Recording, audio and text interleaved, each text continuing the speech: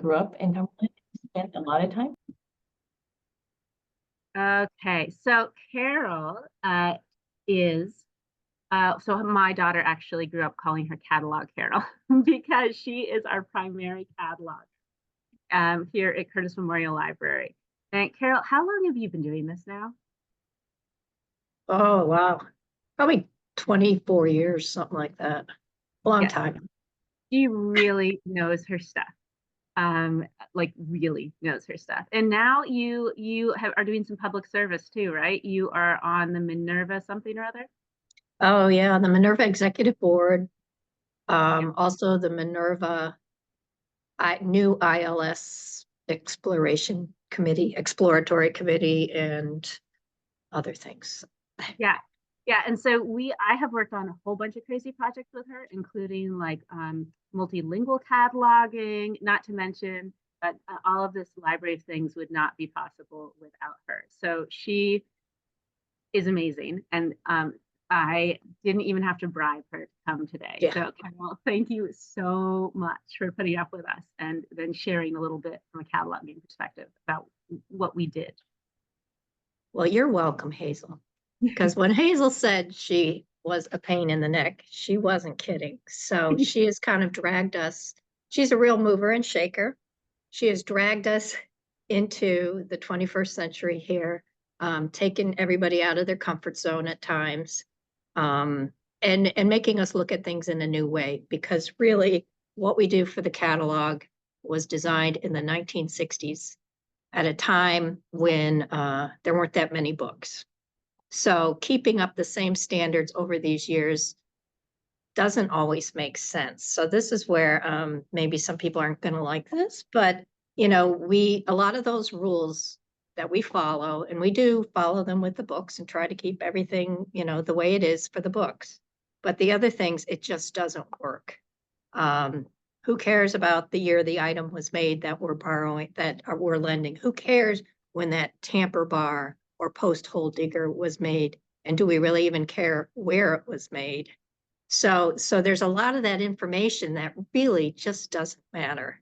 And it doesn't translate to the library catalog, which is why, and maybe Hazel, you'll do some screenshots for this, which is why we also use My Turn, which is more friendly for library of things. But we did have to link these things into our catalog, which is a shared catalog. So that's kind of another thing. We share the catalog for our books, so we do have to do a good job for that. But we don't share these things. Not that we don't want to, but because of the setup with the van delivery and everything, we're not going to send a fruit dehydrator, which is this big, huge, heavy thing that people have to come in and pick up. We're not going to make the van delivery guy fit it in a tote or something. So given that the system is like non-traditional, at this point, not shareable, although maybe I think Hazel would like this. If we could identify things that can be transported, we'd be happy to share them. But yeah, probably not the tamper bar or the wood chipper, the power washer. These are big things. So given that this is sort of a hybrid library thing, that's what we've done. And initially, Hazel started by setting things up because I was just like, I don't want to do it. I don't want to do it. And so, we've just learned as we've gone. We haven't kept up with everything because at this point we have 400 and some bib records. I did it the other day to see. But what we do keep up with is, kind of the mark leader's got to have an R in it for a 3D artifact, and that's just what we use generically. What we really concentrate on is the title, because a tamper bar could be a tamp bar, it could be a lot of these things have a lot of names. So what we really want is for somebody to be able to discover it. And then within the bib record, we just have made us as the publisher. We've made it, I think it says, I don't even know what it says, honestly. I think it says Brunswick, Maine, the library 2020, something like that. If it were important, we would put the information in, I think, or in a note somewhere, but we try to think how to get this thing in these people's hands without burdening them with our rules that can get in the way of these things. So each of our records has the title, probably the title 4 or 5 different ways.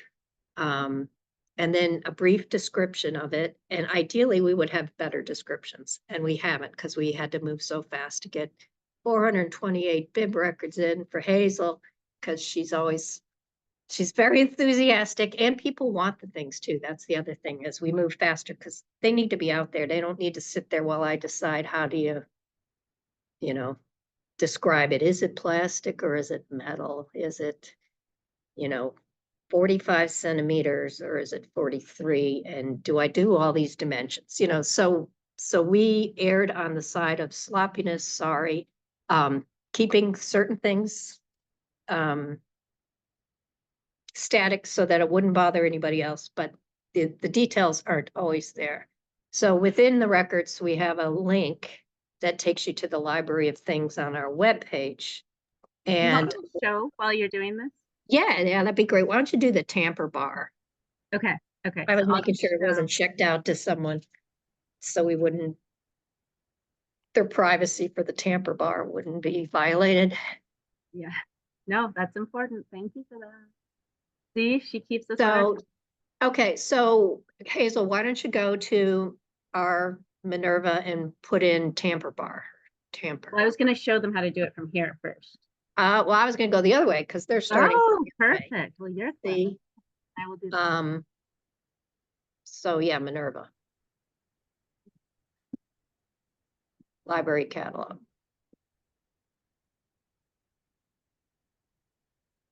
All right, so scope it to just Curtis and yeah.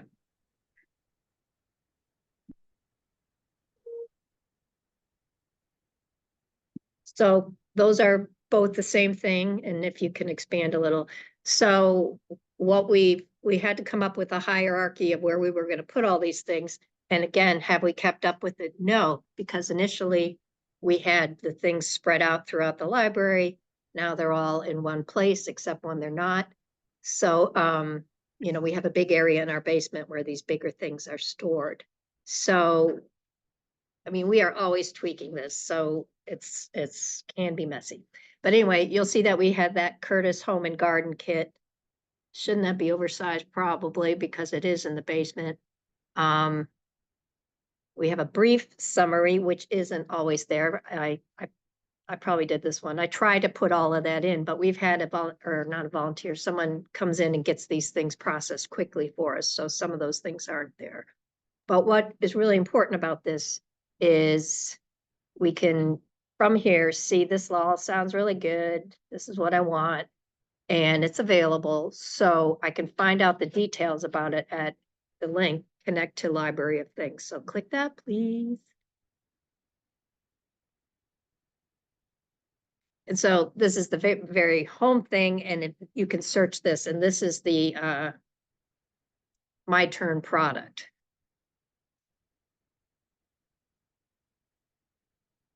So we can see the picture of it and open it up, and maybe there's more details. We try to keep these up to date. Some of our kind of like technical devices, slide digitizer and things like that, we try to get more information for sure on them. Something like the tamper bar, we could probably skip it if we're pushed for time.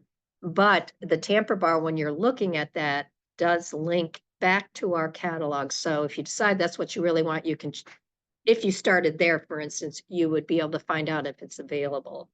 So within My Turn, we are entering the permalinks to our items in the shared catalog, and it takes you back there to see if it's available.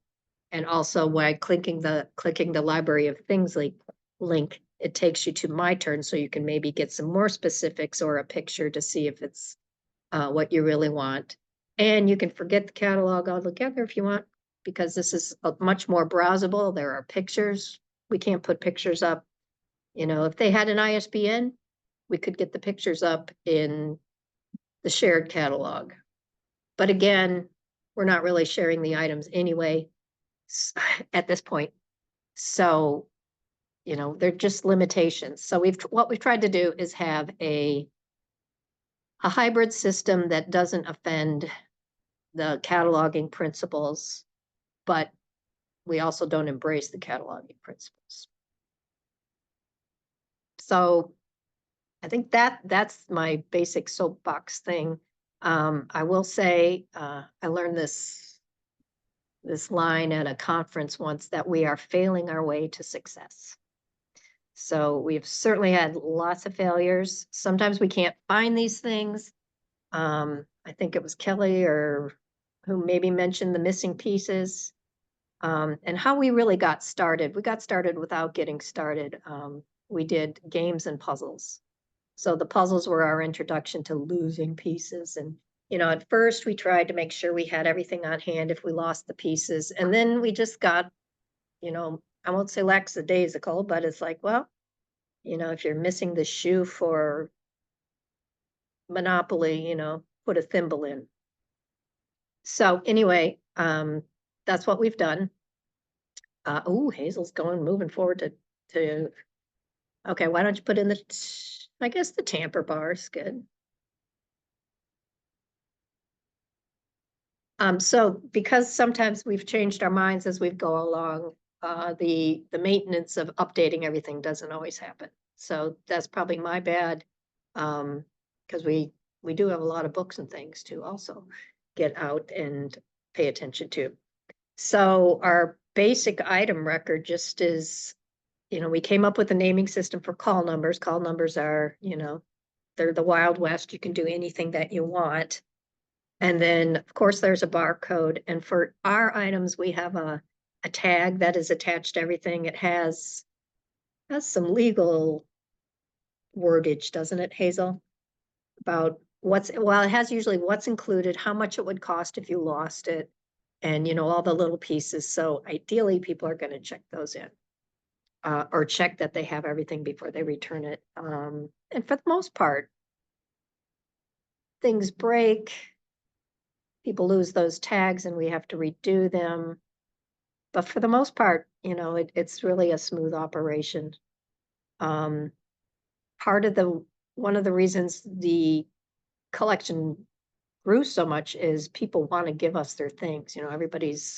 We're in kind of a retirement community here. So I think once Hazel put out a call for CD boom boxes, we ended up with like 10. And then we have to give them away. But, one time we were at a board meeting and I said to we really hope that we can add a sewing machine. Didn't we get 2 like the next day or within a very short period of time? So a lot of this is not purchased. Hazel got a grant or gift certificate at Goodwill. So a lot of things come from Goodwill. And Hazel's really the one who has come up with the ideas for the collection, although there's a lot of input from staff, like I don't think you've gotten it yet, but I did want what is it, ultraviolet light? If you haven't bought that one yet, just things that you might want to use, but you don't want to own. And we do try to make them non-breakable if possible. But for getting our start, as I started to say this, we started with puzzles and games.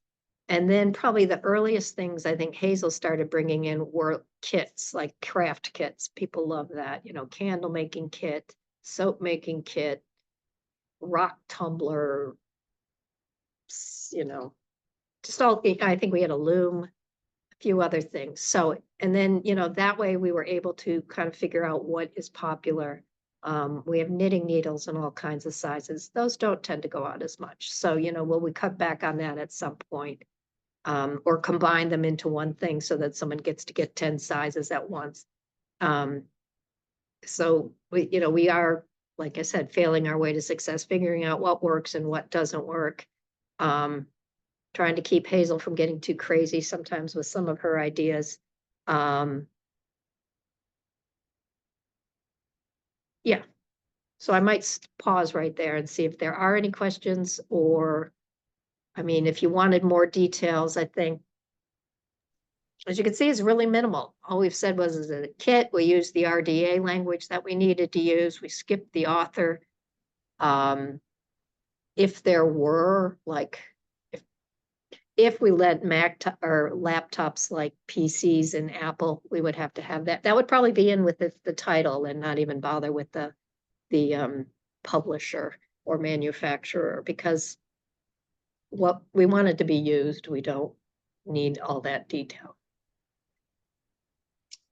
All right, so I do have a burning question, Yes. which may or may not matter, but just because I thought it might be useful on some of your items, and it didn't look like this field was in that particular item, but on some items, there was, I think it's an 800 field that 856. allows you to link to the web page. And I imitated exactly what y'all did, but then just substituting Lithgow information. I cannot get it to work. How did that work? How did that work? So let's see, Hazel, can you go back to that Tamper bar? And I don't think that one had it, but I think that one had the They- 7. But there was another field that did work that I was thrilled to have that, We would might give- not even be using it anymore. oh, okay, that could be it. I mean, Maybe that's one of those things that we decided, I think it was, it was duplicating our efforts, but, in the Tamper bar, if it doesn't have it, So then how did you get that? So the link that is there, the one that, was it when you're in Minerva, it said, click here to link, I forget now what it said. are you Um, opening the Tamper bar? Yeah. Item at the top. Yeah. And can you slide it over so we can see the mark tags? Or not? Maybe you don't have that view, I wonder.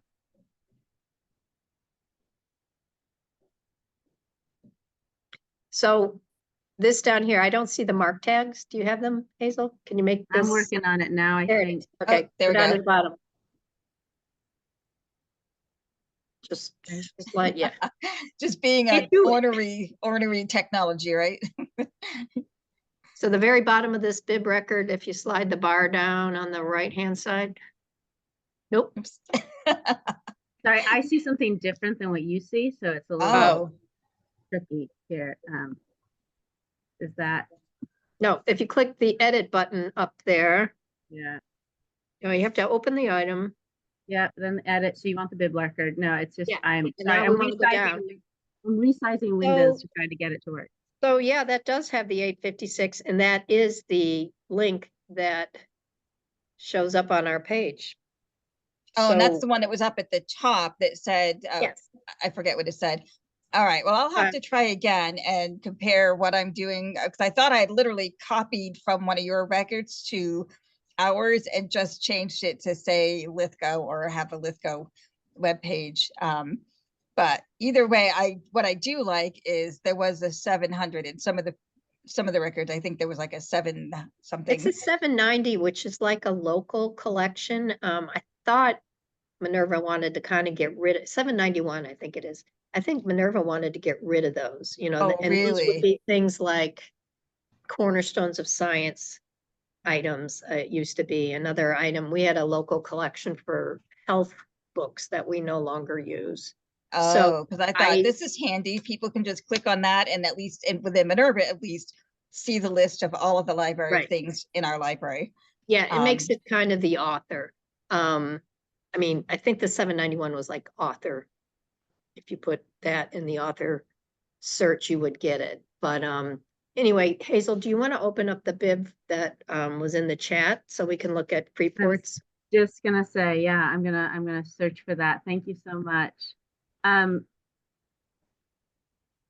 So as I said, we haven't gone back to everything. I mean, I guess that would be a I great think put a project. B in front of the 4, maybe.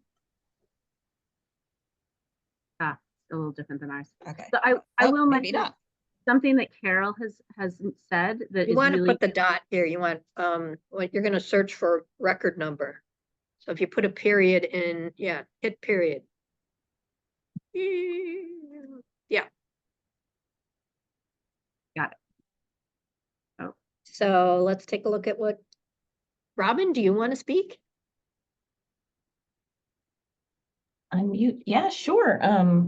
This is probably one of the most popular things we have in the our Library of Things. And we put in more information. I put in some overkill because it's also just trying to make sure staff has an easily accessible way to get to some of this stuff. So I chunk a lot of stuff into the item records.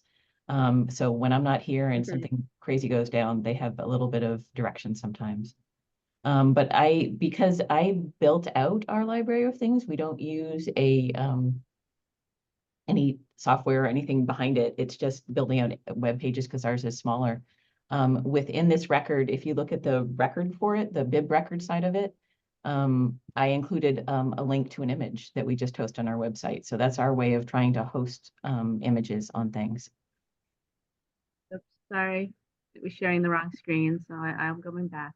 Yeah, if you open up the item record, you can get to the bib. I have it, it's just, Ah, it wants to share the wrong screen with y'all. gracious. Whoops, sorry, team. Just to add on to here, some of the inconsistencies you're seeing with the R records are because we changed so much over time. So when we started this 7 years ago, we did something completely different than we now do. So now we're trying to abide by, like database principles, right? Like don't put the description in two places because then you have two things to update. And so Carol's been really good about that, but sometimes MyTurn, which is our new display software, and it is much more powerful, but we just use it for that, is the default. And in other cases, it wasn't the default when we started cataloging and what that was. So are you seeing the right thing now? Open it up. We just see the search screen. Oh, okay. Well, we'll try to see if it will get there. You seeing the right And thing now now? if you go to the upper right and click edit. Okay, so Yeah. now you're seeing that? Okay, because Yeah. I have like 4 of them open for some reason. Okay. We'll close the other ones. I don't dare. Before. So anyway, it looks like they've got pictures. They put the image up that way. So you must have taken the photographs, Robin. Yes, Yeah. I'm gonna include a link to what the patron side version of our library of things is as well. Because we don't have any fancy dancy software and because our library of things is relatively small, like maybe 20 things or so right now. It's feasible still to keep just building out a page for each one. And I just have a screen with like tiny little pictures of everything that we've got. And then they link to descriptions. Yeah, so I did the opposite of Carol. I chunked all kinds of info in here because I wanted to make sure I was including lots of stuff and it's probably total overkill. So you can. I think we also did that in the beginning. And I think we couldn't keep up for one, because Hazel just went nuts and, acquired so many different things. So, and then we found it wasn't, I mean, it's nice to have it. I would call it a luxury to have all of the information. If we could have somebody come in and redo our 428 records and add things, that'd be great. But the other thing that we found is, some things we don't keep. So having spent a lot of time on it, it doesn't pay off. I think we have that. I mean, we have that with some of our books, if you put all this effort into a book and then you keep it 2 years and it's gone, No. Do you all use templates? Because I found that initially it took me a while because I was looking at what all the different libraries are doing, or at least the ones I discovered that had things, comparing all of them, deciding which things I wanted. I sort of Frankensteined a record basically. And once I had a template built, and then also conversing with my director and systems librarian to figure out what they definitely wanted to have in it, that was the part that took me longest. And once that was done, I have a template. Now it's much, much quicker. But how are other people doing this? No, we have a template and it's very basic again. Probably depending on who works on the thing, I would probably add more. It's quick, but the person we have doing it, she could do it too, but she's got other stuff to do. So they tend to stay minimal, I would say, but we haven't found that's a problem. I mean, if we found out it was a problem, and sometimes it's mostly people will come and say, we'll call it this as well. You know, the alternative title is kind of the most valuable thing for helping people. Because you know, there are things that we don't even know what they are. Hazel usually does. And, you know, we'll look it up and try and get another title or something like that to make it descriptive so people can find it. But also in my turn, they have been categorized by what they're used for. So we do have like a gardening. We haven't concentrated on that too much, but the bigger categories we have. So gardening, what else? Science, home, you know, things like that. Clamps. No, we don't have a separate one for clamps, but we could because we have clamps in all sizes. If anyone needs one, I bet we could fit that in the van delivery, but We need more. yeah. Okay, I- so, oh, go ahead. I was going to say, I think there is, so it's really interesting to see the Freeport example. Thank you so much for sharing that, because basically that's how Carol started with doing ours. And she was trying to teach me all that. And I was like, why am I repeating all this information? I was like, that goes against database, like best practices. And I was like, because we wanted it there and we wanted to have the image. I was like, otherwise, every time we update this information, I have to update it in multiple places. Have you solved? And so that's what led to this much more minimal system that we have chosen to do, because it allowed us to be so much more nimble, especially on things like in the children's section, where to the point, you know, you lose something and then the pieces. And so it goes into kind of the record keeping. So in Freeport, have you solved that where you have to update it both on your website and in Minerva? Yeah, we really haven't had that many changes. I mean, the boombox we got, like most boomboxes nowadays, tanked after like 4 circs. So we just like, we're not going back to that again. But like one way that I found some economy is we're just about to sometime soon go live with our new Tony's collection, where we have both Tony box kits and I think 48 plus Tonys. So in order to do that, I just created one record for the Tonys and the actual Tonys and one record for the Tony boxes, and then lots of items attached to it. And we're going to have the details available from the website or in print here. Yeah, and the way you were describing like how crazy it is and it's against database things, that's pretty much Mark. So you have got the nail on the head right there. It's crazy, the stuff that we do. Yeah. Yeah, I think we're doing something that the system was totally not designed for. But you know, it fits with our you know, libraries are reinventing themselves. We have to, because what we did in the 60s and 70s doesn't work, but it's hard to change. Boy, there's a lot of resistance, I think. And you know, I can say I had it too. I was pretty stuck in my ways, but you know, Hazel's comes from kind of a different background, a lot more computer literate. So, you know, you just start to learn like people aren't going to put up with our being stuck in our ways. So. Or you do what fits for you, right? I mean, Yep. I think like in different places, it's going to be different things, and you'll get to choose what fits best for you, your community, your library, you know, all the stuff. So Like- Go ahead. I'm sorry, I have a very basic question. Again, I'm bringing that perspective. I'm wondering, so the process, the basic process by which, so you acquire an item. Hazel, are you feeding the description information and everything to Carol? Is Carol just going for it and doing what she does, or?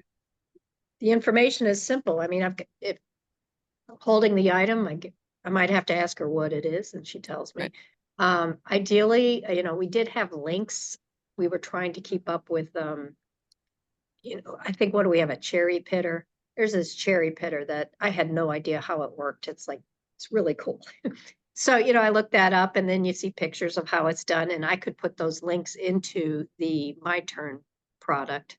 But that was spending more time than really we can. So that's where we said they all vary a lot, because sometimes we did that, sometimes we don't. We try to do it if the patron needs it. And, you know, you've described what it is. I can, you know, cherry pitter for cherry, you know, whatever we did. Fruit pitter, I don't know if we've done that, but, or, you know, I asked somebody else, what else should I call this? So somebody can borrow it. And then, you know, it gets to, she might have to tell me what section we're going to be putting it in, like cooking or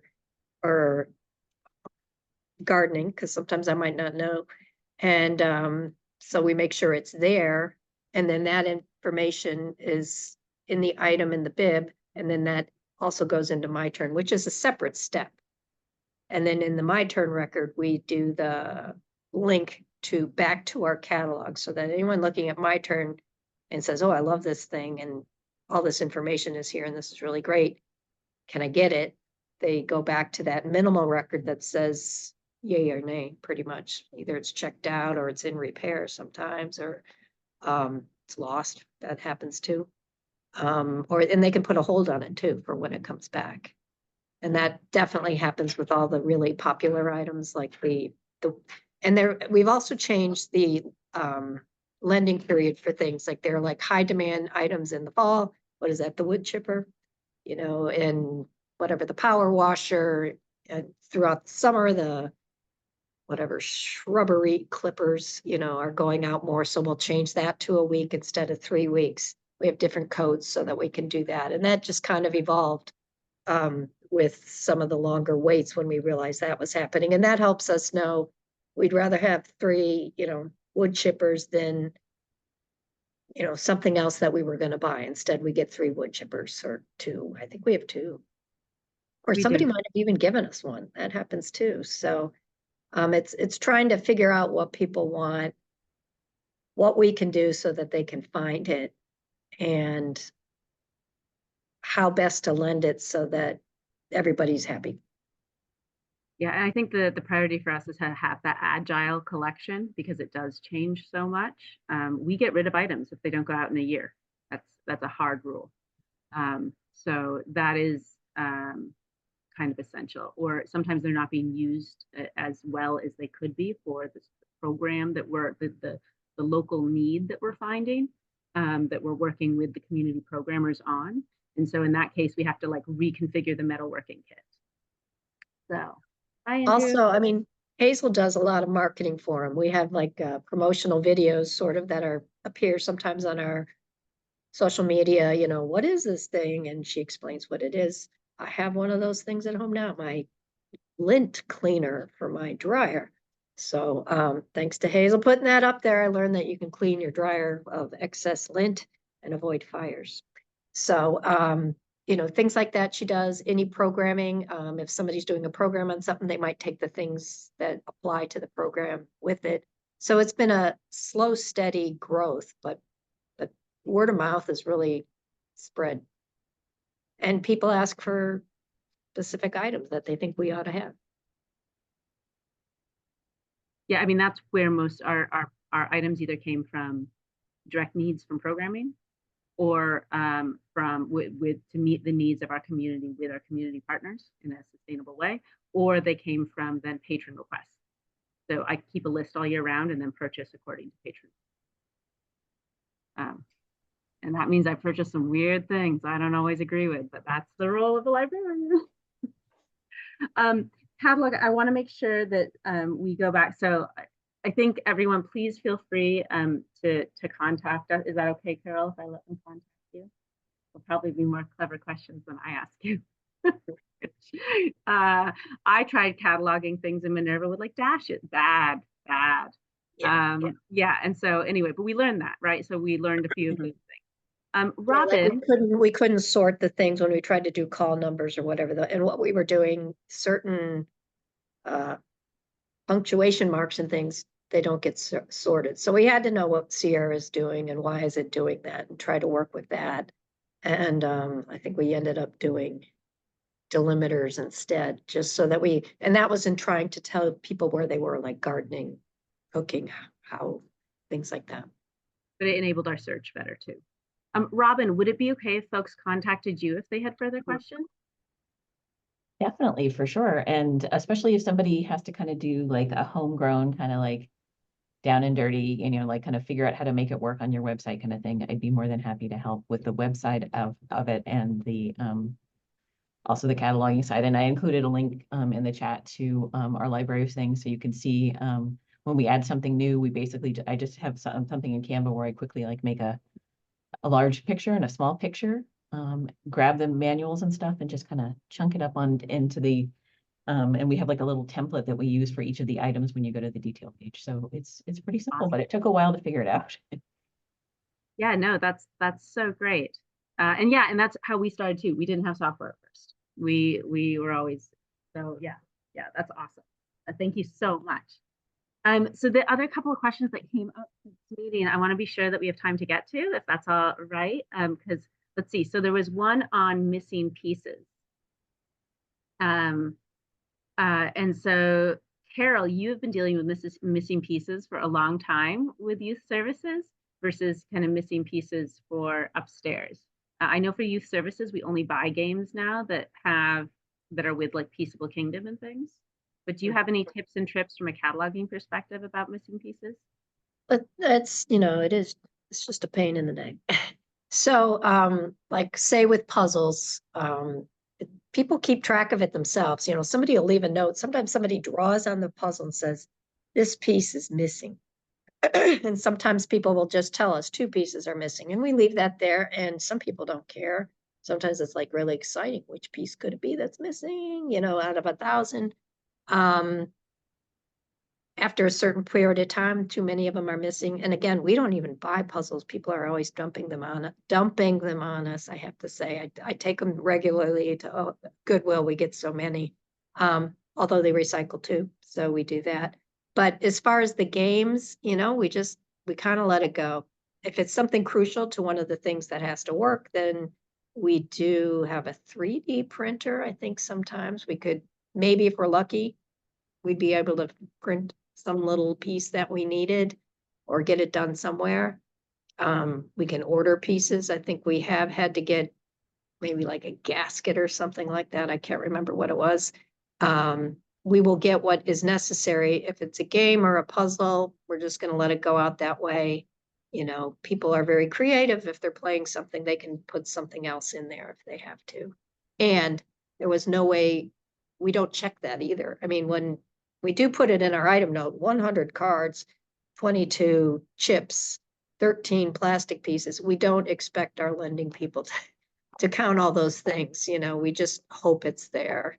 Most of those items aren't expensive. So, and a lot of them were donated anyway. So that we're laissez-faire, but for the things themselves, they either have to be taken out of the collection if we can't get them to work, or if something's too crucial, or, knowing Hazel, she probably saves it for the next one that we get. And then we have spare parts for when that one loses, you can't do it forever, but she tries.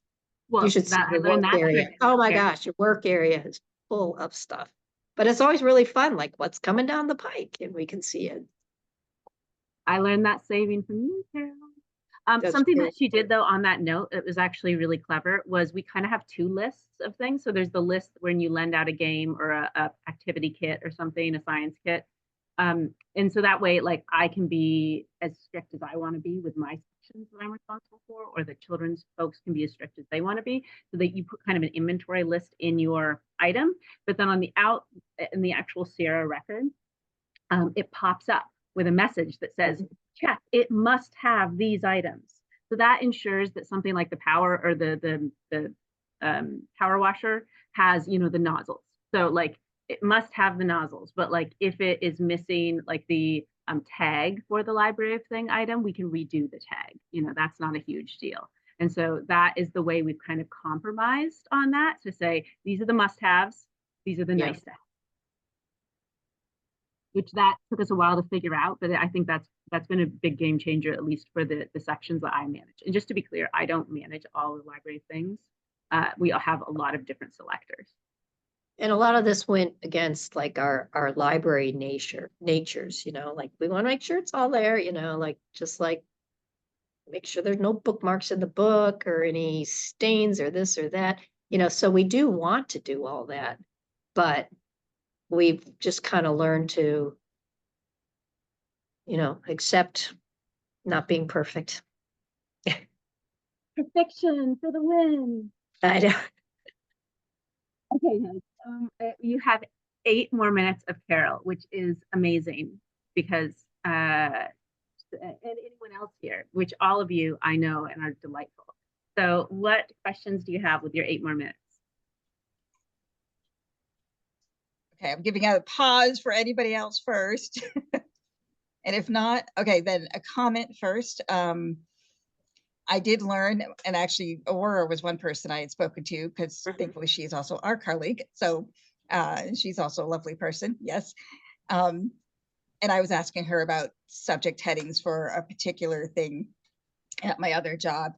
And she was saying basically, well, are people really going to be looking for, you don't need to go wild with subject headings for these kinds of things.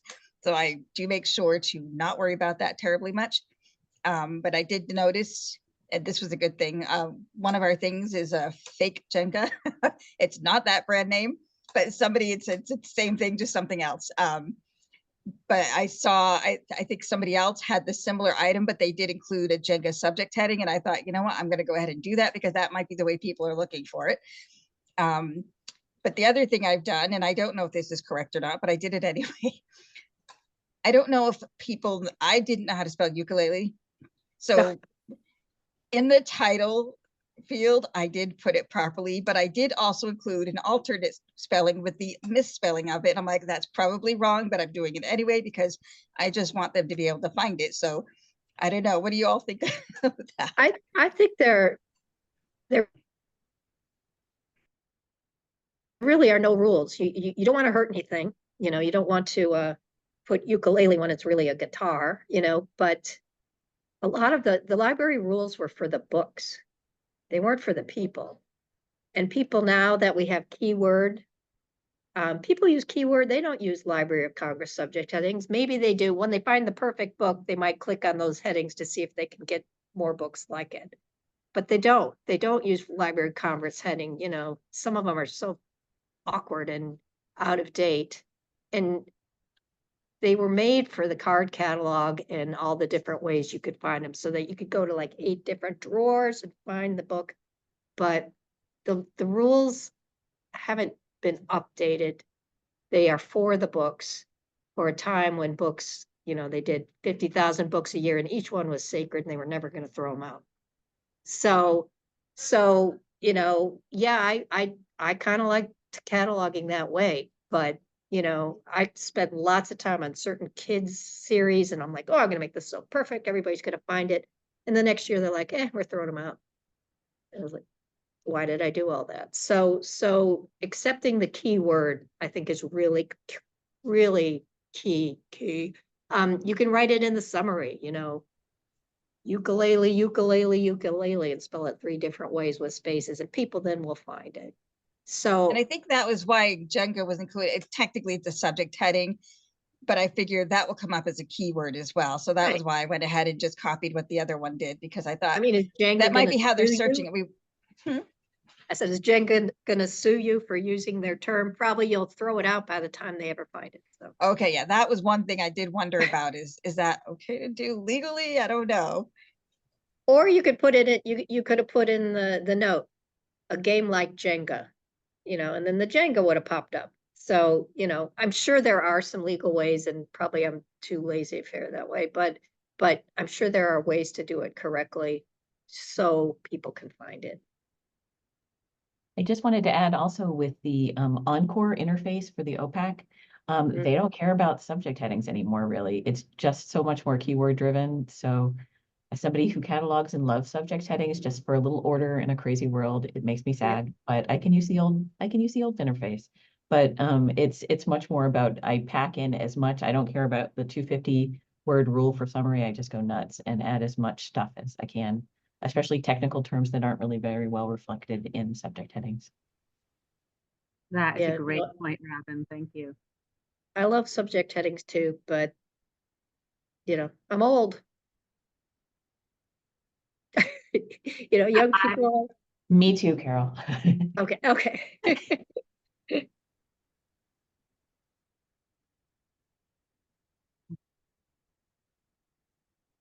Yeah, so I mean, Yep. I will say that I think we have a lot to learn on the tool front too. I know the things I have cataloged have been, I have often called them the wrong thing because I grew up being like, what's the thing that does that? Not necessarily appropriate name. Yeah, So that I will say is something that we often just get it in the system, get it being used, but then as people ask for things, we'll actually add names. yeah, we'll To go it. back, and look and go like, why was that done that way? I'm gonna put this in there, so. Yeah, like And there was a even things people don't check out or find, we can look at that. Why didn't they take out this like really great, cross saw or scythe? Why didn't they check the scythe out? They just didn't know about it. So we make sure that record looks good enough so that people can find it. I wasn't allowed to get the scythe here. Oh, sorry. Yeah, we do have some rules. There are, yeah, you haven't talked about liability or a lot of those kind of things that somebody else worries about. That's another session.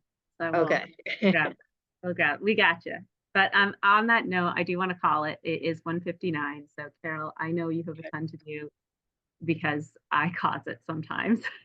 So She really I does. She really does. She's not kidding.